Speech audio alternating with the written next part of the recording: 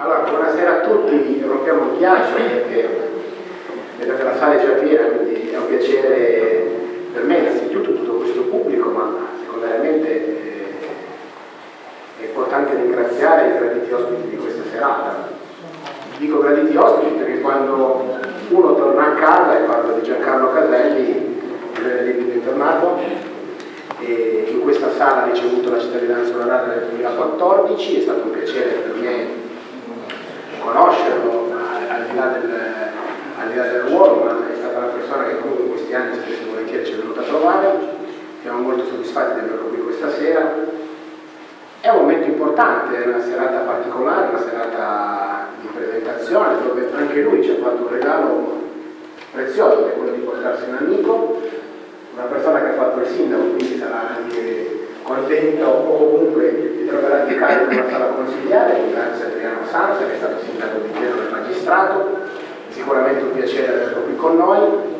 Questa è una famiglia, questo comune è una famiglia, lo gestiamo come bisognerebbe gestire una casa, bisognerebbe cercare sempre di trovarsi d'accordo. Ringrazio i sindaci dei comuni intervenuti, le autorità intervenute, gli assessori, i consiglieri, perché comunque quello che vogliamo dimostrare questa sera è che il nostro paese è un paese coeso, è un paese che davanti a determinate emergenze o comunque a determinate tematiche è sicuramente un comune che vuole essere all'avanguardia e vuole arrivare a mettere dei paletti ben stretti, che sono quelli della legalità, della trasparenza e della correttezza. Io non mi tedio più di tanto perché naturalmente non sta a me prendersi il ruolo di essere protagonisti di questa serata, ma sicuramente sarà piacevole ascoltarsi la conversazione che avranno il dottor Caselli con il dottor Sansa.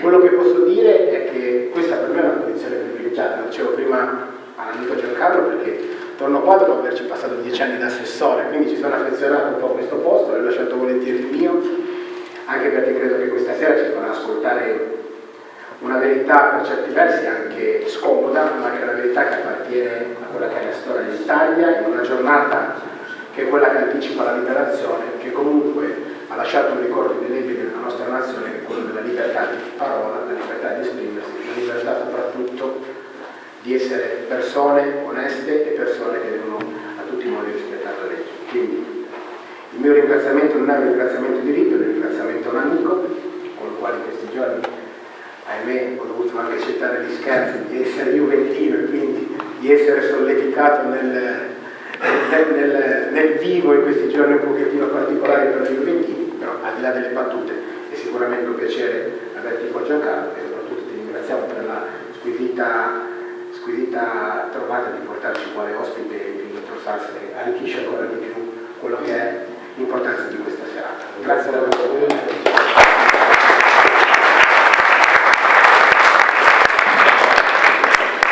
Dopo la Quaresima c'è la Pasqua, Resurrexit, a meno che a fuoco. Quel disturbatore chi è, scusa? Ah, il parroco! Volevo ringraziare il sindaco, e lo farò dopo, magari un po' più diffusamente, ma Adriano che ha accettato di venire questa sera e comincerà lui la serata stessa per tantissimi motivi. Anche perché io ho nei suoi confronti un debito che risale nel tempo. Quando comincia la mia esperienza in magistratura, si comincia sempre con quello che si chiama tirocinio, quando si è uditori giudiziari, e giri i vari uffici giudiziari e cerchi di imparare il mestiere da chi dirige volta a volta l'ufficio cui vieni assegnato. Ed è molto importante questa privilegiata informazione. Uno dei miei formatori, allora era magistrato a Torino, è stato proprio Adriano Sansa, quindi io sono un suo allievo letteralmente. E senza viaggeria devo dire che, sapiente anche dal punto di vista tecnico-giuridico, il suo rapporto con quella che troppo burocraticamente si chiama utenza, con le persone che avevano a che fare con le cose minori, che erano sempre persone sofferenti, persone che attraversavano momenti dolorosi, eccetera. Era di una tale umanità, di una tale attenzione, una tale capacità di ascolto, stasera con assoluta sincerità, ho imparato, un mese soltanto, ma ho imparato davvero moltissimo da lui e gli sono ancora grato oggi. Grazie Adriano, adesso queste belle parole paga il prezzo. Grazie.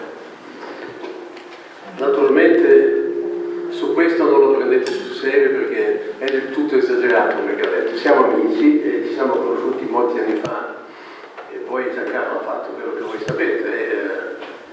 È una figura, adesso lo dico, l'ho già detto ma lo dico di nuovo, è un eroe civile del nostro paese, questa è la verità.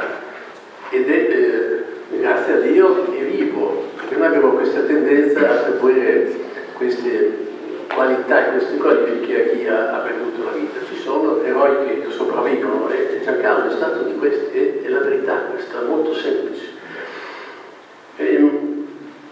Penso, forse voi siete qui e condividerete certamente l'attenzione per questo argomento, per questo libro.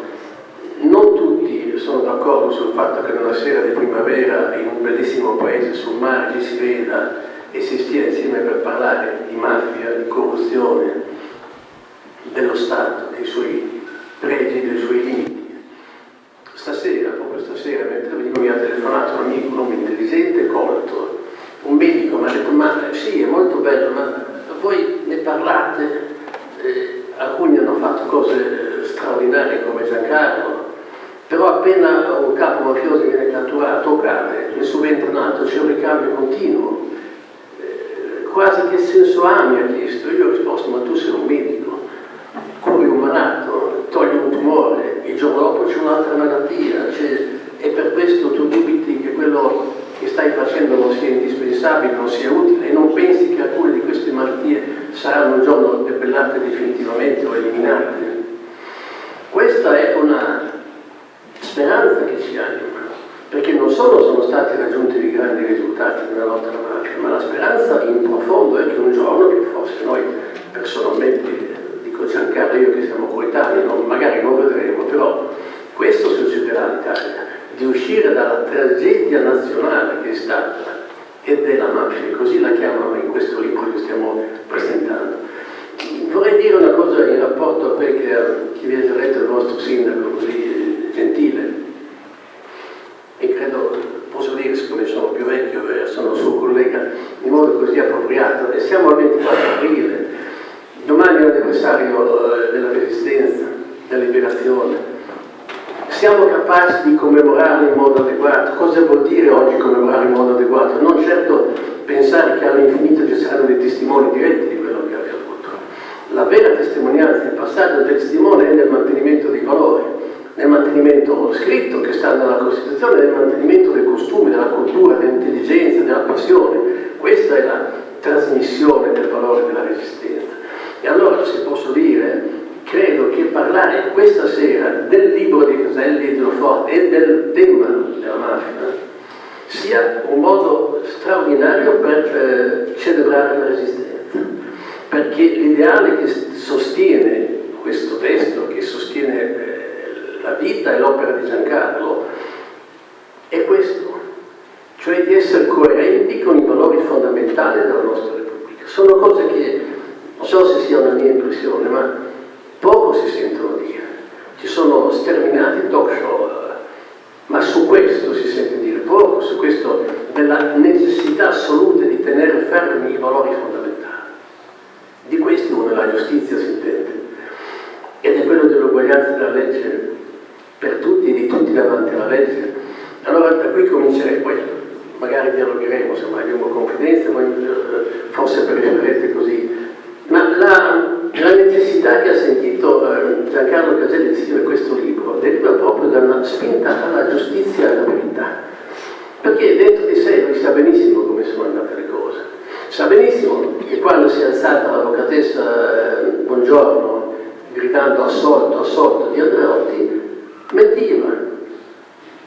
Non ha bisogno che qualcuno glielo confermi, Caselli, ma c'è bisogno che noi ripercorriamo i fatti per arrivare a un nucleo di verità. Io vi posso testimoniare una cosa, che collaborando ogni tanto a giornali, anche parlando in pubblico, ho trovato tuttora una certa riluttanza ad ammettere che un uomo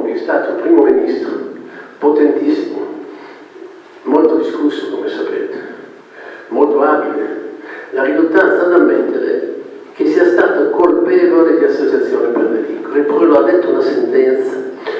Fino al 1980 Giulio Andreotti ha commesso il reato di associazione delinquere. Terribile cosa da dire, ma più terribile ancora il silenzio di chi non vuole ammettere quello che è accaduto, perché Andreotti non è più vivo, ma i fatti sono questi e sono fatti incisi nella carne del paese. Pensate a un'altra nazione della quale si dicesse un primo ministro è stato coinvolto in associazioni per delinquere con ambienti di mafia. Che cosa penseremmo di quel paese? E cosa dobbiamo pensare di noi stessi che non vogliamo ammettere dopo che un organo di giustizia in via definitiva lo ha detto? Lo scopo del libro di Giancarlo, dunque, è da un lato questo, di ripristinare la verità. Se avete fatto caso anche in questi giorni, questo è un altro motivo di attualità, il procuratore Di Matteo, che è stato protagonista dell'inchiesta appena conclusa nel giudizio di primo grado, trascorre parecchio tempo nel giustificarsi quasi di aver esercitato l'azione penale. Sembra che debba dire: scusatemi, ma io ho fatto quello che la legge prescrive, che davanti a una notizia di reato ho indagato. E sembrava quasi, non sembrava, molti speravano e sospettavano che la sentenza fosse di assoluzione, anche per poter dire questo magistrato che va a cercarsi guai, che va a cercare visibilità, che cerca la fama. Questo è accaduto anche a Caselli. Se qualcuno di voi ha seguito gli anni, in quegli anni, quel che accadeva, pareva che dovessero scusarsi di aver iniziato questa inchiesta. Pareva che fosse un atto di ostilità personale, pareva che fosse una presa di posizione di parte, di partito.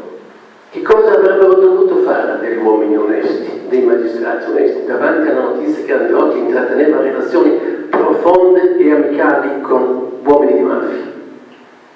Doveva indagare, ha indagato e ha portato il processo fino al punto in cui si è detto che a fine 1980 il reato era stato commesso. Ma perché è importante questo? Non per una verità soltanto, diciamo così, soggettiva, ma per una verità collettiva nostra. Che cosa vuol dire che uomini della politica frequentino uomini della mafia e intrattengano relazioni? Per esempio, che ottengano voti per anni, per decenni, in cambio di favori. E quali sono i favori? I favori sono le gare d'appalto inquinate, i favori sono le distorsioni nelle nomine, i favori consistono in questa costituzione di una rete che è quella inestricabile del tutto, perché del tutto non è stata ancora dissipata, che ha soffocato il nostro paese. Allora è singolare che noi, ad esempio delle vittime della mafia, siamo davvero profondamente, sinceramente commossi. Eppure non ci chiediamo: ma come mai questa tragedia, questa strage? Come mai, pur dopo tante attività fruttuose di carabinieri, polizia, magistratura, non si è ancora vinto? E come mai allora questa potenza della mafia, dove trova le radici ultime? Ci sono dei collegamenti con qualcuno che è più in alto dei mafiosi? Ci sono. Lo abbiamo saputo nel caso Andreotti, lo abbiamo saputo per Dell'Utri, lo abbiamo saputo dunque per vicende attualissime. Il partito di Forza Italia è un dato oggettivo, è stato fondato da una persona che è in carcere per concorso esterno in un'associazione mafiosa. Questo fa parte della tragedia nazionale. Ora io vorrei fare una cosa che ho fatto per altre ragioni, ma vedete che un parallelo c'è. Quando vado alla Benedicta a celebrare i caduti, i martiri della Benedicta, uccisi dai nazisti, leggo, leggevo quando sono stato sindaco a Genova, i nomi di tutti i caduti, uno ad uno nel silenzio. Ed è straordinario quello che si prova, che proviamo noi stessi facendo così. Io stasera vorrei leggermi i nomi, alcuni almeno, se vi dicessi, non so, Nanno dalla Chiesa, Falcone, Borsellino, decine di altri, ma qualcuno poi leggerò. Che cosa sentiremo? È una profonda emozione. E il poeta di Albisola, Barili, diceva, parlando di chi non è più con noi, diceva: a ciascun nome risponde il viso desiderato. Per molti di questi nomi noi ci ricordiamo il viso: Ciaccio Montalto, giovane, straziato. E allora, dopo che ci siamo commossi così profondamente, autenticamente, perché non facciamo facciamo un passo in più e non andiamo a fondo, chiarendo la dimensione complessiva di questa tragedia. Potremmo leggere anche, per non essere presi dal pessimismo, che non è quello che ci anima, i nomi di tutti i grandi mafiosi catturati, incarcerati, che hanno avuto l'ergastolo grazie anche alle inchieste di Caselli e di altri magistrati valorosi. Però quel punto finale, difficilissimo da vincere, e cioè la commistione tra le istituzioni dello Stato, che da un lato combattono la mafia inesorabilmente, hanno dei caduti, ma da un altro lato hanno loro rappresentanti che invece con la mafia intrattengono proficue e profonde relazioni. Questa è l'altra faccia della tragedia nazionale. Io trovo che il libro di Caselli sia lo leggerete, è un testo di ricordi e di analisi precisissima di quello che è accaduto. È una storia della lotta dello Stato contro la mafia. Però nell'apparenza di un testo scritto per il passato, e diciamo così, quasi un testo di memorie di un anziano magistrato, io ho sentito soprattutto che è un libro scritto per il futuro. Questo è un libro per il futuro, perché è scritto per noi, per chi verrà dopo, cioè qui sta detto quello che è stato fatto molto contro la mafia, quello che non è stato fatto, chi è caduto, chi ha perso la vita, sapendo prima di perdere di rischiare. Qui ci sono i nomi di mafiosi sconfitti, qui ci sono i nomi di chi ha dei meriti nelle leggi efficaci contro la mafia. Però qui c'è anche l'altra domanda in sospeso, tant'è che il titolo non è certo esaustivo, il libro dice molto molto di più, ma vuole quasi provocarci a uscire dal guscio.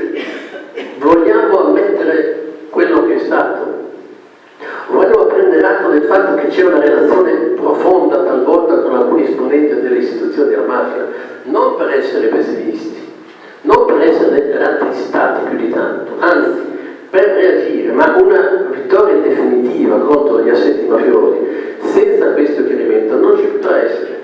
Se non altro per quel che ho detto poco fa, se è vero che il voto qualche volta, non così raramente, viene ottenuto con uno scambio di favori, questo significa che è inquinata la vita civile, la vita economica, che sono avvantaggiate imprese di mafiosi rispetto alle imprese sane, che la mafia è piena di quattrini liquidi, che la mafia può investire somme immense quando gli altri imprenditori sono in un momento di crisi.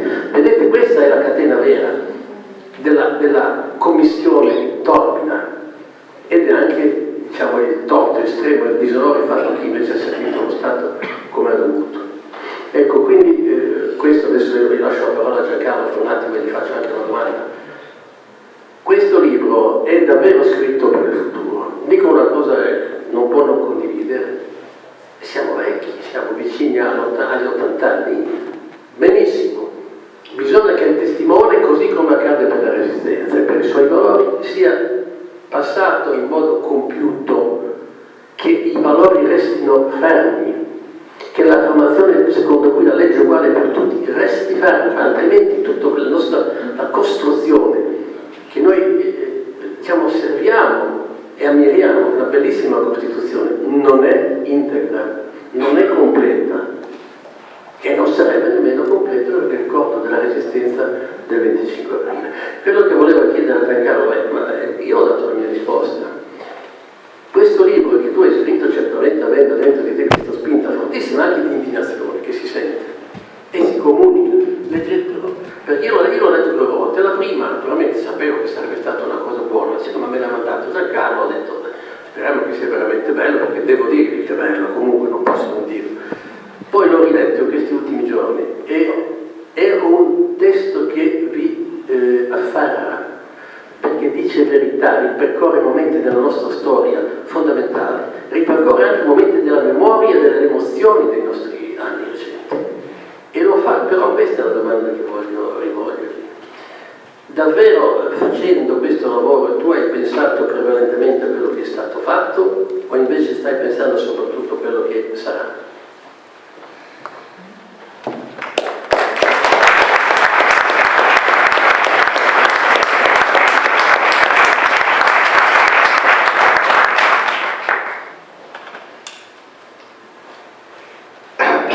Davvero, prima di cominciare, 2 parole per un ringraziamento più articolato di quello che ho pronunziato prima. Al mio amico sindaco per aver aver accettato di organizzare questa serata, a tutti quanti voi che siete così numerosi presenti, ed è una cosa che ovviamente lo diceva già Adriano prima, da un lato colpisce, dall'altro fa molto piacere, grazie quindi nella maniera più autentica, più sincera, più valida, e poi grazie ancora una volta ad Adriano Sansa perché c'è anche per le cose che ha detto. Credo davvero che abbia colto nel segno, non è che ci parliamo addosso l'un con l'altro perché siamo amici, tu sei bravo, tu anche, o come sei stato bravo a dire le cose e le condivido. No, proprio così.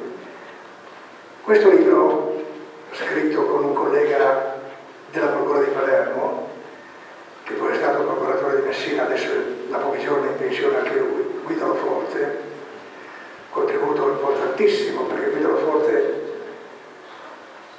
ha seguito l'inchiesta relativa al senatore Giulio Andreotti e poi ha sostenuto l'accusa in dibattimento in pubblica udienza in primo grado. Questo libro scritto con Guido Loforte abbiamo pensato di farlo per molti motivi, per una serie di ragioni. La prima è fare chiarezza, ristabilire la verità sul processo, perché è un dato di fatto che nel nostro paese ancora tantissima gente, io sono convinto la maggioranza dei cittadini italiani, in perfetta buona fede, perché quello che gli è stato fatto credere, è convinta che il senatore Andreotti sia stato assolto, quando va bene. C'è anche una quota consistente di cittadini italiani che credono soltanto che è stato assolto, ma che è stato perseguitato, costretto a percorrere un dolorosissimo calvario di una decina d'anni, da innocente, messo sotto tiro da una pattuglia di giustizialisti guidata, la parola è pesante, ma siccome la riferisco a me stesso, mi permetto di adoperare, da un fottuto giustizialista assatanato di persecuzione come sottoscritto. Non è così, non è così. La Corte d'Appello di Palermo ha pronunziato una certa sentenza che poi è stata definitivamente confermata in Cassazione. Quindi la verità processuale è quella di cui ora vi parlerò. Tutti sappiamo, bisogna essere laureati per saperlo, che le sentenze si compongono di una motivazione e di un dispositivo.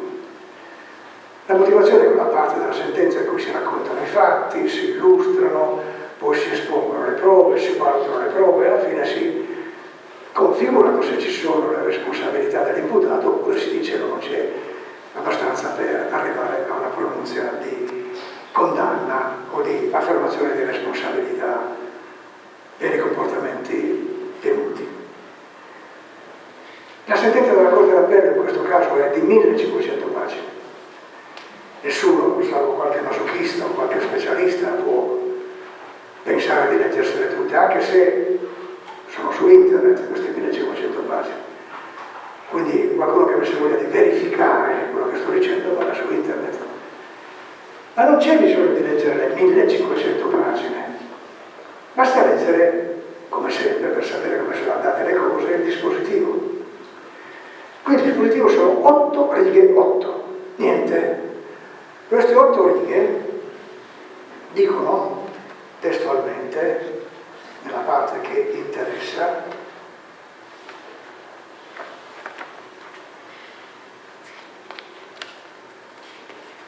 lo dovrei trovare ancora, ma molte volte non mi riesce, allora vado a cercare il punto e lo trovo.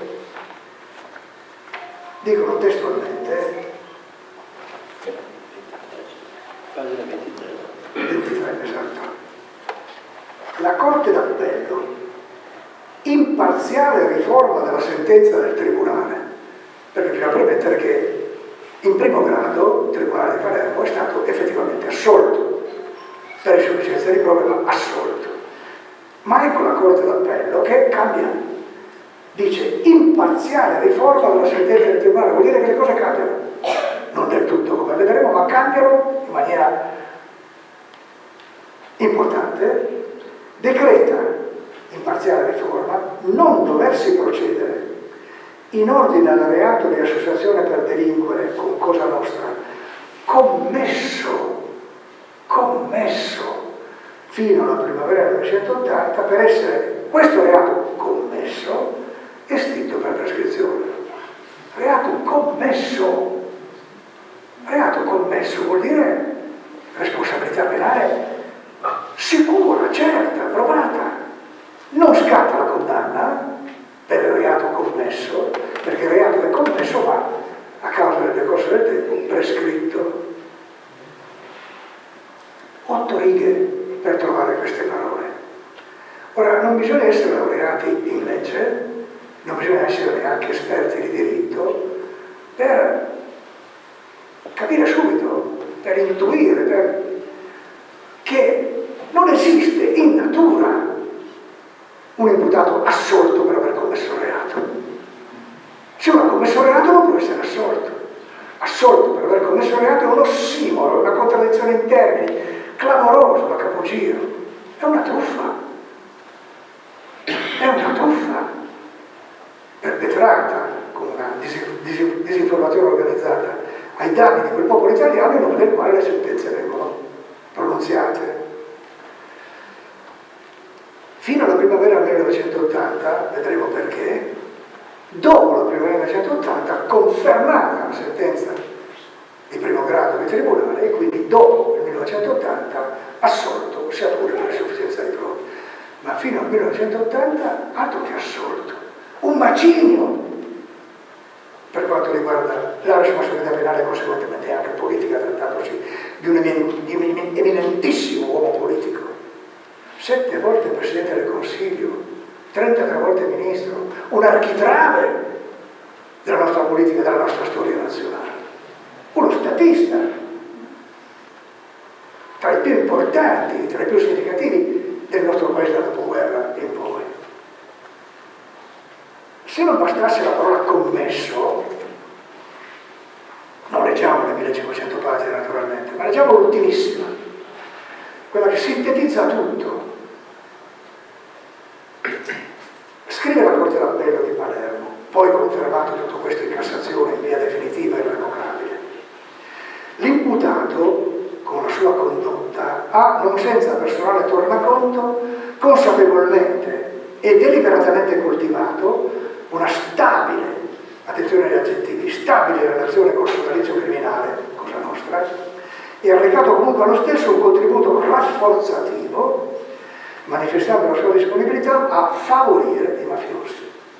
In definitiva la Corte ritiene ravvisabile, commesso, il reato di partecipazione all'associazione per delinquere nella condotta di un eminentissimo personaggio politico nazionale, di spiccatissima influenza nella politica generale del paese, estraneo all'ambiente siciliano, il quale, nell'arco di un congruo lasso di tempo, abbia tenuto le seguenti condotte. E fa un elenco, non lo esplicito completamente, ve lo risparmio, mi fermo sui punti secondo me più significativi.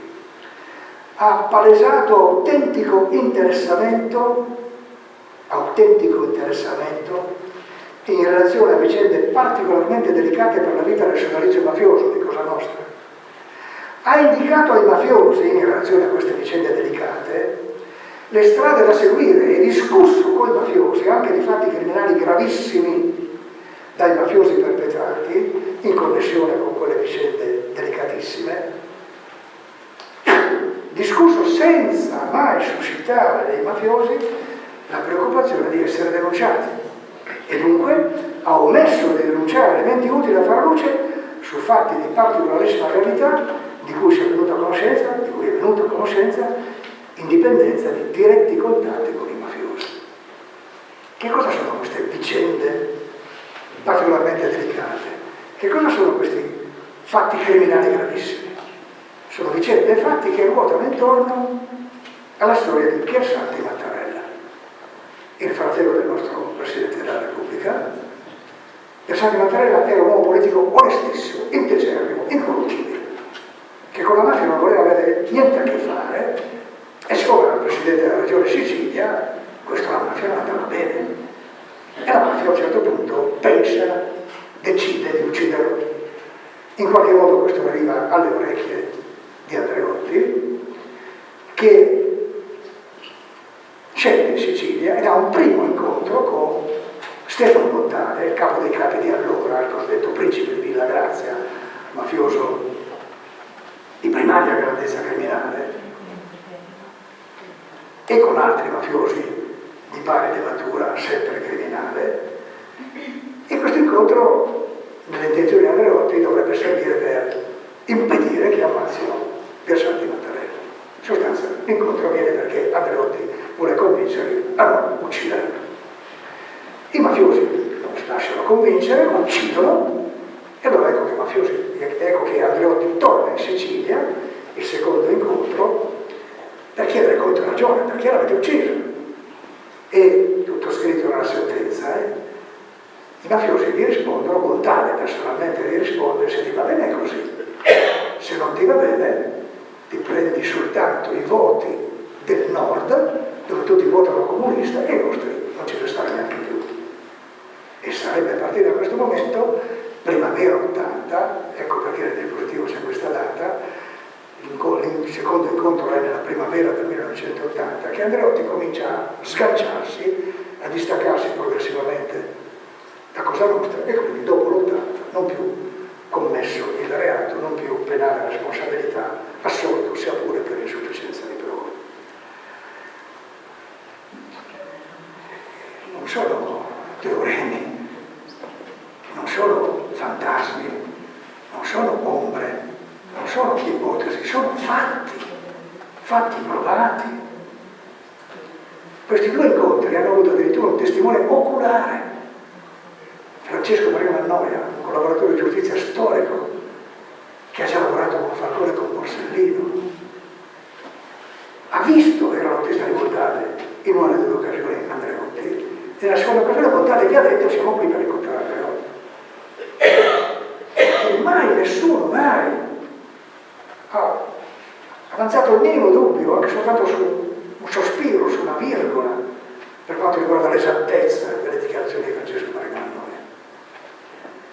Avrete sicuramente sentito parlare di Valduzio Di Maggio, quello del bacio, un infame, via seguitando, un fellone, via seguitando, ma un bacio, ma non scherziamo.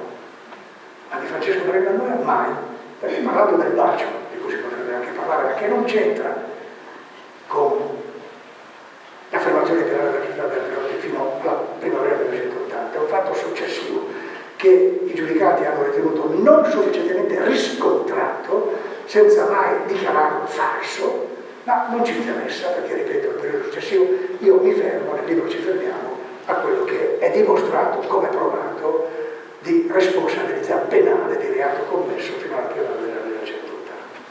Ma, lo diceva già Adriano, io sono un po' lungo, dopodiché parla sempre soltanto lui e domande a voi. Abbiamo scritto infatti il processo non soltanto per il passato, per dire come sono andate le cose, ma anche per il futuro. Perché si parla del processo naturalmente, ma lo scopo, il proposito di Guido Forti e mio è stato di andare oltre questo perimetro per parlare di criminalità dei potenti o di polipartito della mafia. Criminalità dei potenti è una categoria criminologico-scientifica che riguarda l'uso che anche del malaffare, del potere criminale, della mafia o della corruzione fanno settori della classe dirigente, dei potenti, ecco. Un altro modo per dire la stessa cosa è il polipartito della mafia, che è una formula coniata dal generale Carlo Alberto Dalla Chiesa quando era prefetto antimafia di Palermo, in un colloquio con il senatore Spadolini. Polipartito della mafia per indicare la compenetrazione tra il potere criminale mafioso e più poi aspetti del potere legale a livello dirigenziale, la politica, l'imprenditoria, la massoneria e via seguitando. Ecco, insieme alla individuazione di queste categorie, la storia, nel libro cerchiamo di fare, di una corrente di pensiero molto diffusa nel nostro paese, quella del negazionismo, o se volete, a tutto concedere, riduzionismo nei rapporti tra mafia e politica, mafia e imprenditoria. Queste cose ci sono sempre state, purtroppo ci sono ancora, seppure con varianti, magari anche speriamo in misura diversa, ma da sempre vengono negate. Sono piccola cosa, poche me ne marce, folklore, questioni localistiche, qualche appalto circoscritto in un ambito territoriale preciso. No. Il polipartito della mafia, la criminalità dei potenti sono questioni, problemi di respiro nazionale. Segnano la storia della mafia e dell'antimafia e quindi indirettamente per questo specifico settore la storia del nostro paese. Ma ecco, siamo ancora al passato, il futuro. Perché il negazionismo? Di cui è dimostrazione la campagna sistematica, molto ben organizzata, di negazione appunto della verità del processo Andreotti. Il negazionismo nei rapporti tra mafia e politica trova l'espressione più evidente proprio nel negare ostinatamente che il processo Andreotti si sia concluso con una sentenza di penale responsabilità fino al 1980, anzi concluso con una sentenza di totale, limpida assoluzione. È il negazionismo tradotto in fatti, non soltanto in teorizzazioni. Perché questo negazionismo? Ecco il discorso che dal passato si proietta sul futuro. Perché se io nego i rapporti tra mafia e politica in generale, nego la dimostrazione che questi rapporti tra mafia e politica ci sono stati, negando la verità del processo Andreotti, io cosa faccio? Cancello i fatti gravissimi, le prove a sostegno di questi fatti che nella sentenza sono affermati e nel processo sono evidenziati. Ma in questo modo, con questa operazione di negazionismo in generale e della verità del processo Andreotti in particolare, negando anche i fatti, nascondendoli questi fatti, violentandoli, perché non posso dire assolto quando ci sono stati, a dire soltanto la punta dell'iceberg, quei 2 incontri per parlare anche di omicidi diversati in Antarella. Se lo faccio indirettamente, ma mica tanto indirettamente, finisco per, come dire, legittimare, diciamolo, legittimare un certo modo di fare politica che contempla anche rapporti organici col malaffare, mafia compresa. Ma questo modo di fare politica, che comprende anche rapporti col malaffare, io lo legittimo non soltanto per il passato, ma anche per il presente ed eventualmente per il futuro. E questa è una problematica che riguarda la qualità della nostra democrazia. Sentenza definitiva di Cassazione. Lo forte Dio lo sosteniamo, credo neanche Adriano, che la Cassazione deve essere presa automaticamente per loro colato. Quello che dice la Cassazione è fine.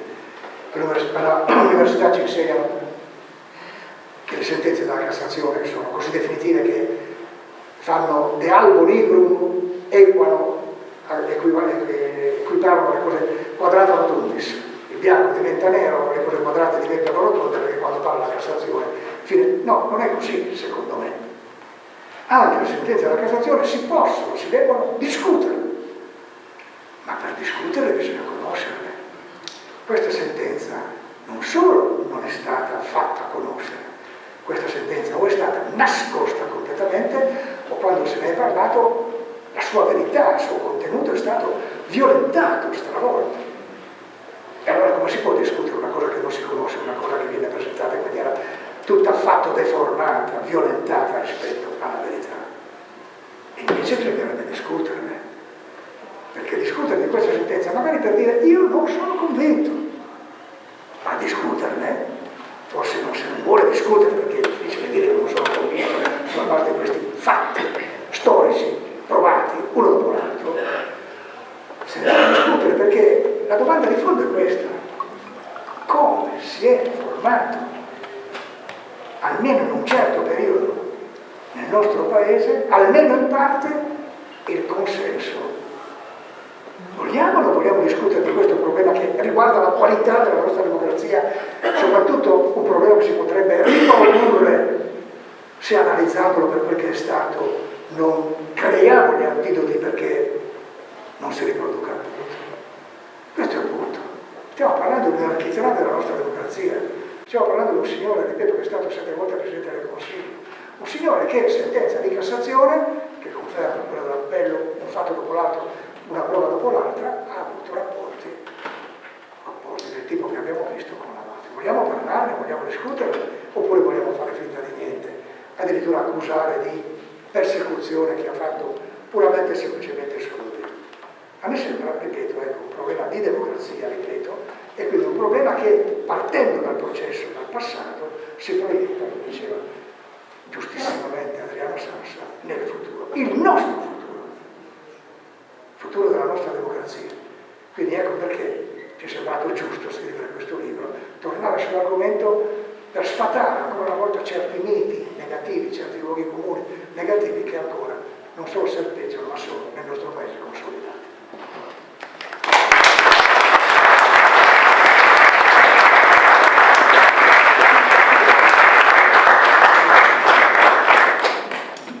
A questo proposito, ancora una cosa vorrei dire brevemente.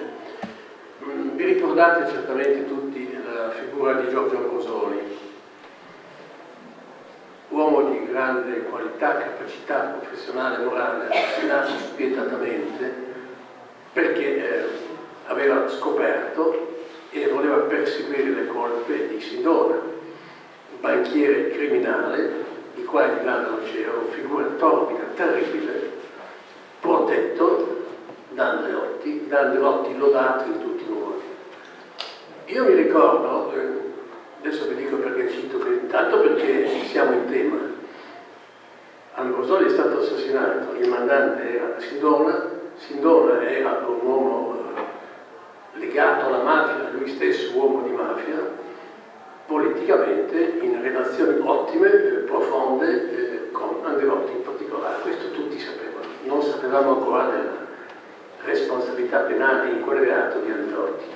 Io mi ricordo con sicurezza che all'epoca, tutte le volte che si cercava di dire, io cercavo di dire in occasioni come questa, a Savona in particolare, un giorno mi viene in mente, che Andreotti era una figura torbida per questo tipo di legami, che al di là dell'aspetto penale bisognava chiarire il suo compito, il suo ruolo, la sua relazione con questi contesti.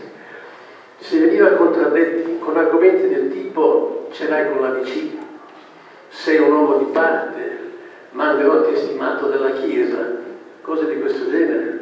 Cioè si veniva tacitati con obiezioni partigiane. Veniamo a oggi, io non ho timore di dirlo, altrimenti non sarei coerente con quello che ho appena finito di affermare. Berlusconi, se voi provate, io ho provato a dire le stesse cose quando era il caso di dire, Forza Italia è stata votata anche da Dell'Utri, in carcere per concorso all'azione mafiosa. Nella casa di Berlusconi, per molti anni, come direttore della casa, c'era un assassino della mafia, Mangano. Sono fatti. Qualcuno diceva, ce l'hai con Forza Italia? No. Ce l'hai con Berlusconi? No. Come allora si diceva da Andreotti, bisogna avere il coraggio di dirlo adesso, ma perché bisogna avere il coraggio di dirlo? Perché Berlusconi, avete visto, non può avere una carica pubblica perché la legge di Lovieti quando è condannato per frode fiscale, e ha avuto anche Berlusconi molte prescrizioni per fatti commessi, va al Quirinale, va nella sede suprema della Repubblica, tratta della formazione del governo. Allora io so che dicendo questo molesto la sensibilità di qualcuno di voi, perché qualcuno che ha votato Berlusconi c'è sicuramente statisticamente tra di noi.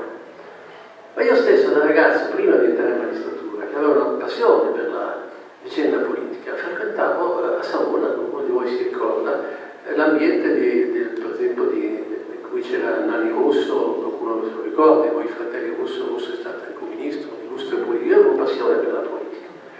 Non avevo, questo vi dico, non avevo nessuna avversione per una parte politica, quindi parlavo di Andreotti perché era indispensabile richiamare l'attenzione sul fatto che quando andava a cena con Pecorelli, figura terribilmente torbida, e lo si trovava a cena con Pecorelli, un primo ministro, rispondeva, voi non ve lo ricordate forse, che gli consigliava delle compresse contro l'emicrania a Pecorelli, perché conosceva delle buone compresse contro l'emicrania.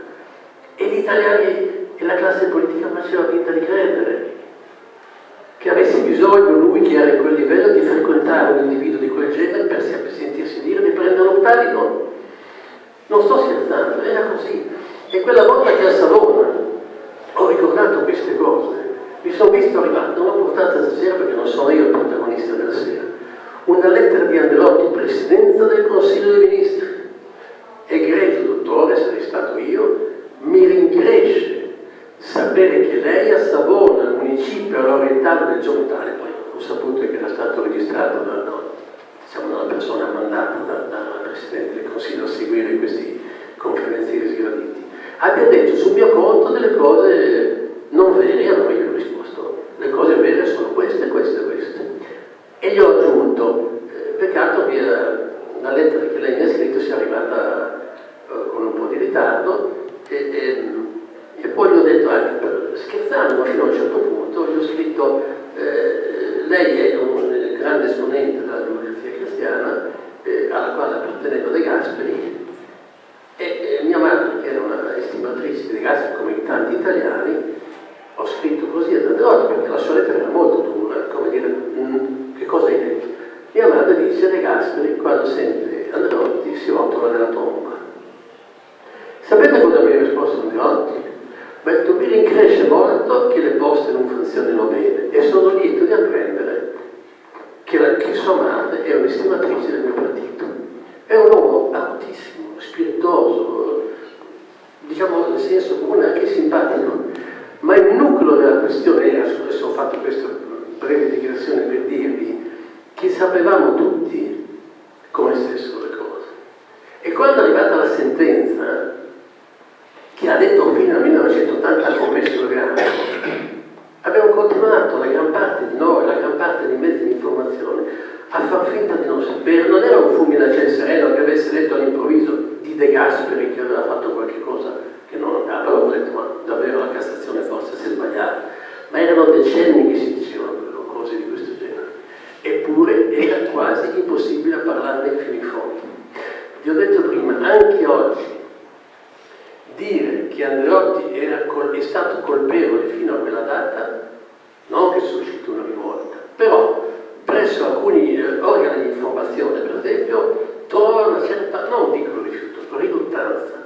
Non potrebbe scrivere che è stato prescritto. Sì, è stato prescritto, quindi fino a quella data ha commesso fatto. Ma questa seconda parte della frase non si potrebbe eventualmente smussare.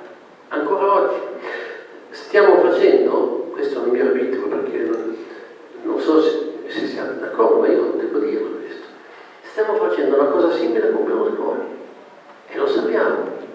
Prescrizioni per fatti gravissimi, condanna per frode fiscale. È un uomo di parte che lo dice, sono uomini di parte quelli che non hanno il coraggio. È difficile ammettere di essere stati delusi da qualcuno. Era difficile ammettere che Andreotti, che era al vertice del più grande partito italiano, che ha governato l'Italia anche con grandissimi meriti per lunghe stagioni, fosse un uomo legato alla mafia. Oggi è difficile ammettere che un altro Presidente del Consiglio, perché è un altro Presidente del Consiglio, Berlusconi, abbia avuto questo tipo di legami che ho citato, che abbia la condanna per frode fiscale. Ecco, vedete perché, adesso finisco, perché stiamo dicendo che queste cose sono dette per ripristinare la verità, ma per il futuro. Perché nel futuro breve, rispetto al 1980, siamo riscatti già in parte nello stesso vizio, cioè nel negazionismo. A seconda della parte che risulta responsabile, siamo riluttanti ad ammettere che è responsabile, se la nostra parte non ci va bene. Il senso delle istituzioni invece è quello che dice: noi accettiamo che la legge sia uguale per tutti e che tutti siano uguali davanti alla legge. E questa è la ragione ragione di sopravvivenza di una democrazia sana. Perché la democrazia che non rispetti questi criteri non è sana, è debole. Come si sta rivelando in questi giorni una democrazia con alcuni aspetti problematici che vediamo tutti. C'è tra queste ragioni della nostra debolezza questa difficoltà a riconoscere la verità. Il libro di Caselli e Enoforte ha questa forza e anche questa costanza. Ma io credo che non sia facile andare in giro come sta facendo Giancarlo in questo periodo a dire una cosa che sicuramente susciterà molto di sofferenza in molte persone. Insomma, che cosa vuole? E perché continua a dire questa cosa? Le andotti che compriamo, insomma, va bene, l'abbiamo capito. Lui lo fa lo stesso, e ha ragione di farlo, perché questo deve essere riconosciuto a livello delle istituzioni, a livello della politica stessa deve riconoscere questa verità. Non è ammessa la riluttanza a riconoscere la verità, perché se viene ammessa la decadenza della democrazia. Ecco, io credo che per questo il libro che stiamo, dico festeggiando perché è giusto festeggiare nonostante la gravità dell'argomento, abbia il grande merito di scuoterci